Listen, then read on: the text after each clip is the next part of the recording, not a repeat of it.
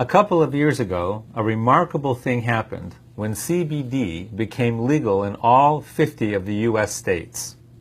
If you remove CBD from the THC coming from the cannabis plant or the hemp plant, CBD is now legal to use as a nutritional supplement.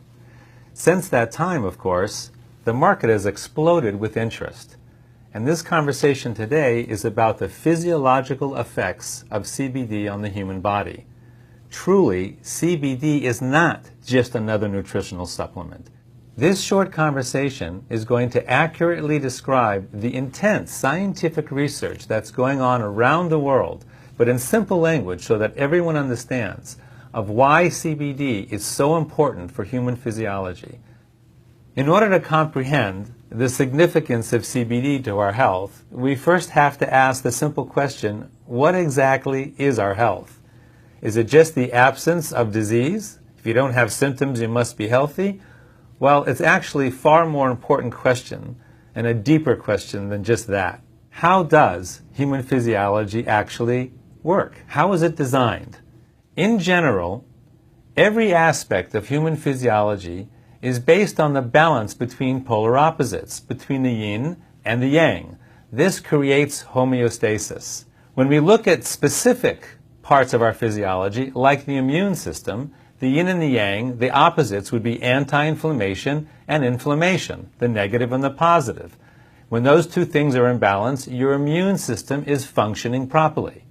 If we're talking about our nervous system, then we're talking about the forces of excitation and the forces of inhibition or relaxation.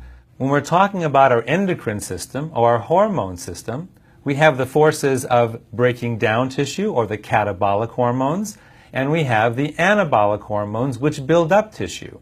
When those two forces are in balance, we have homeostasis of our endocrine or hormone system. If we're talking about oxidation, we have forces of antioxidation and forces of oxidation. Most people think that you have to just take buckets full of antioxidants all the time as if oxidation is bad. Not true. If you didn't have oxidation and the forces of oxidation in your bodies, you couldn't survive even 1 minute. Those two things have to be in balance. They have to be in homeostasis. All of our physiological systems have to be in this constant state of homeostasis, a dynamic balance. The stronger your physiology's ability to stay in homeostasis is, the more robust your capacity to be in homeostasis is, the healthier you are. Next question. What exactly is dynamic balance? This is kind of difficult to understand, and the best way is a model of a mobile. So here we go. We're looking at a mobile. You've probably played with this when you were a kid. Perhaps you even have some of these in your home right now.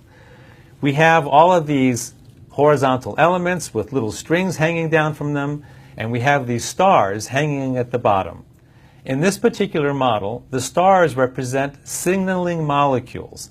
If this is a model of your neurology, the stars that are hanging would be the neurotransmitters.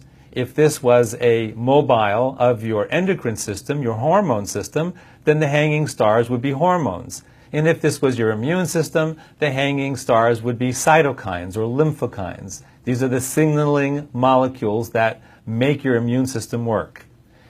Now, what makes this a dynamic balance is, as you know, if you change anything in this mobile, it affects everything in this mobile. Let's say, for example, that the star down here at the bottom, that's now big and swollen and red, gets weighted down as if you took a paper clip or some weight and attached it to the mobile hanging in your home.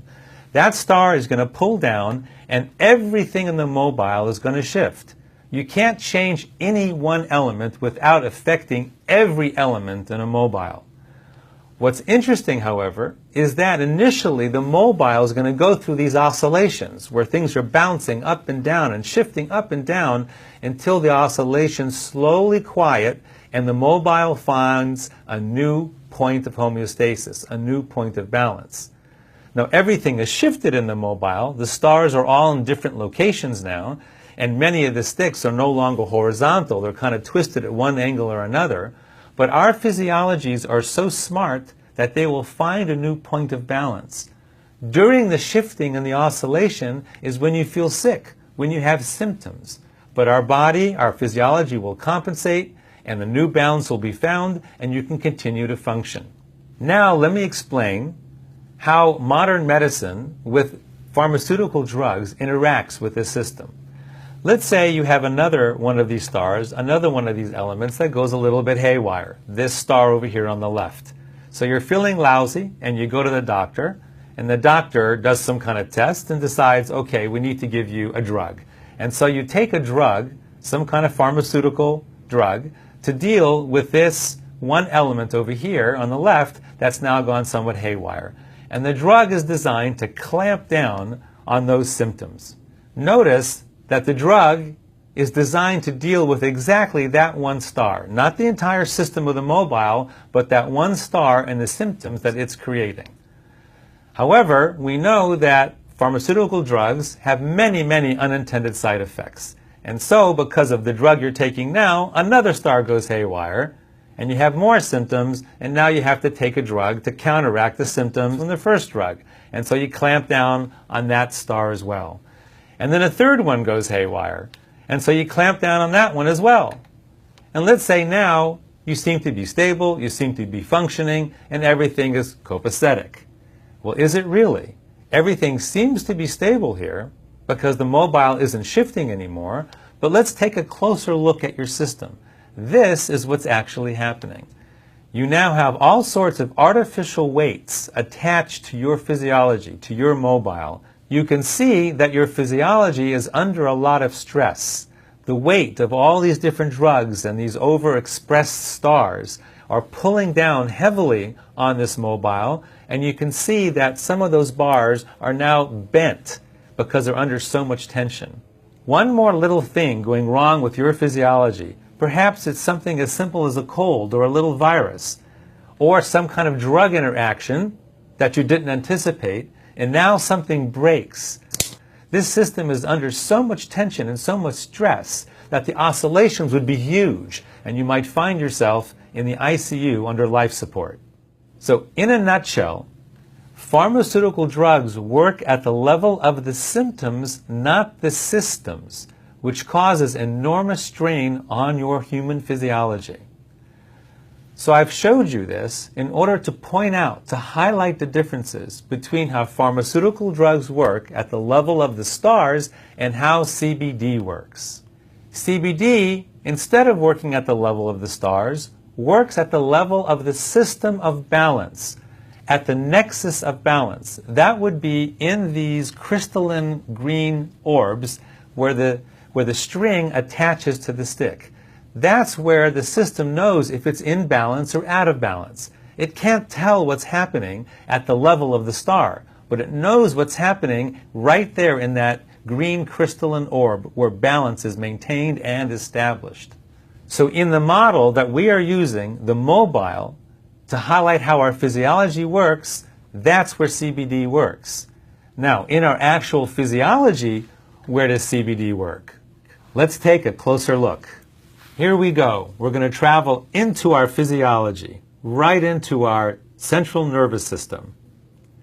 And we're going to see at the level of individual cells that the cell surface is covered with these green receptors. These are receptors for CBD. And when the CBD binds to that receptor, it sends a message into the cell, which travels all the way down into the nucleus of the cell, where the intelligence of our entire physiology is contained within our chromosomes. So here a chromosome is going to unwind, and you're going to see the actual DNA that contains the codes for everything that our body does. This is like the software that runs our physiology. Genes are the codes for every protein that our bodies make, including all the signaling molecules that run our physiology, such as our neurotransmitters that run our nervous system, our hormones that run our endocrine system, and our cytokines that run our immune system. So imagine, for instance, that these are cells in your pancreas making insulin. This is happening in 1 million cells, let's say, all producing huge amounts of insulin to keep your blood sugars in proper balance. Again, your insulin is a hormone, which is a protein. So we see that throughout our physiology, we have receptors specifically designed to bind with CBD, and CBD has its effect on the nucleus of our cells where proteins are being made. So which proteins are being made from the influence of CBD? CBD modulates the transcriptions of over 1,100 genes that make the signaling molecules that naturally reduce inflammation in our central nervous system and throughout our immune system, restoring homeostasis to both our immune and to our central nervous systems. So as you can see on the left side of the slide, CBD upregulates the genes that create anti-inflammatory biochemicals for our immune system and upregulates the GABA system in our central nervous system, which brings calmness to our central nervous system. And on the right side of the slide, we can see that CBD downregulates the genes that create the inflammatory biochemicals in our immune system and also downregulates the glutamate system in our central nervous system, which causes overexcitation. So now, let's go back to the model of our physiology and see how CBD affects it. We go back to our one star that's out of whack, and now we introduce CBD, and voila! We see a cascade going through all the points of balance in our system, and the mobile comes back to homeostasis, to its original, stable, beautiful balance. Now, our physiological systems are far more complex than the simple mobile that I've been showing you here with only 12 stars. For instance, our immune system has 350 different signaling molecules on it, so it's an enormous mobile, which also explains why there's so many unintended drug interactions. Because if you affect any one of those little stars, it's going to shift all 350 of those other stars. And who could possibly figure that out? So in fact, here's what our immune system actually looks like. And of course, when you introduce CBD to our amazingly complex physiology, in the immune system, the cascade of homeostasis trickles down through all 350 of those stars. It's a beautiful thing. Bottom line, CBD causes a cascade of homeostasis through our entire central nervous system and our entire immune system. So why is this happening? Because as I mentioned before, we have receptors in our physiology for CBD. This is called the endocannabinoid system. Back in medical school, we didn't even know about the endocannabinoid system. It was only discovered in the 1990s by Dr. Raphael Mechoulam from the Hebrew University in Israel, where an amazing amount of incredible